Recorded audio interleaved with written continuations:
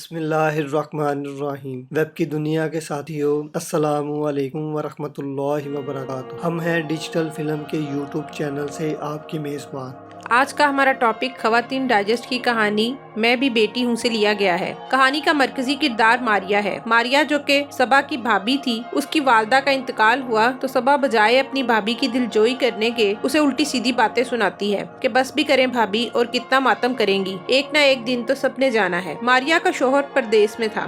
اس کی والدہ کے انتقال کے 3 دن بعد ہی اس کی ساس اسے گھر لے آئی۔ ماریا کے گھر آتے ہی صبا جو کہ شادی شدہ تھی اپنی نند کی دعوت کرنے کا کہتی ہے۔ ماریا کو صدمہ اور حیرانگی تھی کہ میری ماں کی وفات کے 5ویں روز ہی مجھے دعوت کی تیاری کا حکم دیا جا رہا ہے۔ وہ اپنی ساس سے اپنی سرخ آنکھیں چھپاتی ہے کہ کہیں وہ یہ نہ کہہ دیں، بی بی تمہاری ماں کوئی پہلی نہیں تھی جو اس دنیا سے چلی گئی۔ ہر وقت رونے سے گھر میں بے برکتی ہوتی ہے۔ وہ غم سے نڈھال دعوت کی تیاری کرتی رہی، مہمانوں سے بھی خوشی اخلاقی سے پیش آئی، مگر پھر بھی صبا باتیں سناتی ہے کہ میری نند گلہ کر رہی تھی کہ آپ کی بھابھی تو منہ بنا کر بیٹھی رہی۔ ماریا نے صبا کو کوئی جواب نہ دیا۔ دن گزرتے گئے، ماریا کو اپنا دکھ بھولا تو نہیں، البتہ کم ضرور ہو گیا۔ انہی دنوں اماں پر فالج کا اٹیک ہوا۔ ماریا نے اپنی ساس کی بہت خدمت کی، مگر وہ ان سب کو داغ مفارقت دے کر ابدی نیند سو گئی۔ ماریا جب بھی اپنی ساس کی میت کے پاس آ کر بیٹھتی، اسے کسی نہ کسی کام کے لیے بلا لیا جاتا۔